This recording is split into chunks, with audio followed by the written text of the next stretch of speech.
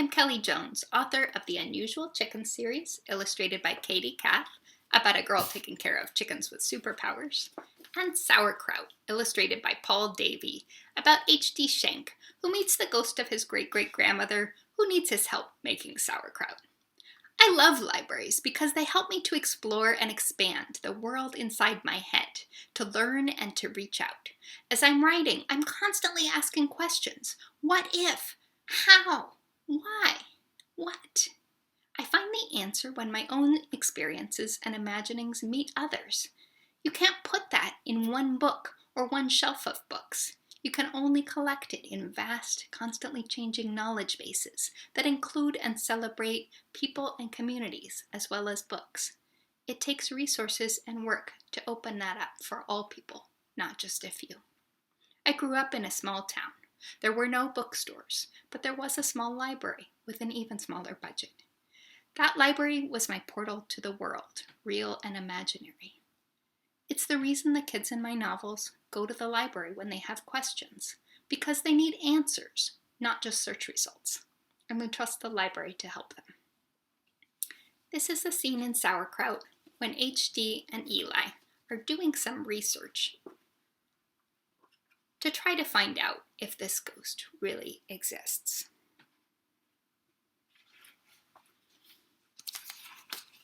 Mrs. S., are you the kind of ghost that can walk through people? She doesn't exactly walk, I said. Also, what if she messes up your insides? Like freezes them or something? Eli looked interested. Mrs. S., can you freeze things? I do not freeze things, and I do not pass through people, she said. Could you maybe try, though, for research? I asked. Maybe let's see if you can freeze things first, and then you can go through, Eli? Oma sighed. Wait here for a second, I said. I went and got a glass of water and brought it down to the basement. Okay, can you freeze this? The ghost floated over to the glass of water and stuck a little of her thick air into it for a minute, kind of like she was sticking her finger in the water. I thought the water moved a little, but maybe it was just moving from when I put it down. I cannot, she said at last. I walked over and felt the water. Nope, I said.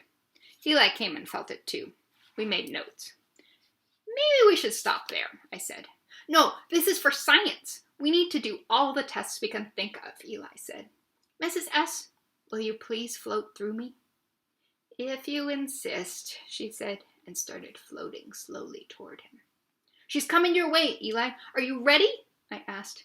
He bit his lip, clenched his fists, and nodded. I held my breath as the ghost floated right through him.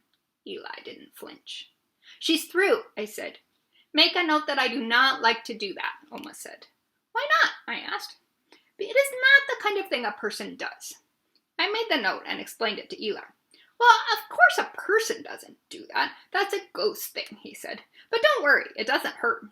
Did you feel anything, I asked. Nope, he said.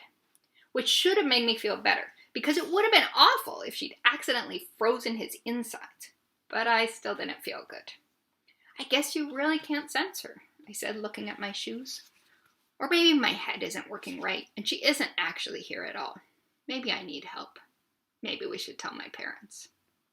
Hans Dieter, you are not crazy, the ghost told me. I am right here. Thanks, Oma, I told her, but I bet my brain would make you say that, even if you weren't actually real. I bit my lip. You've been a ghost for a long time, Eli said. Is there anything you can think of that will prove you exist? Oma floated there for a minute. Perhaps one thing, she said at last, but it might scare you. Is it dangerous, I asked. No, not dangerous, just surprising. She says there's something she can try, but it might surprise you, even scare you, I told Eli. She says it's not dangerous, though. What do you think?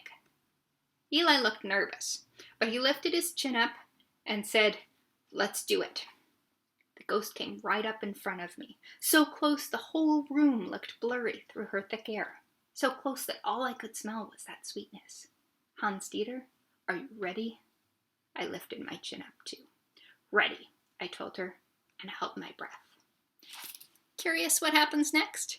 You can find Sauerkraut and all my books in the King County Library System's electronic books collection.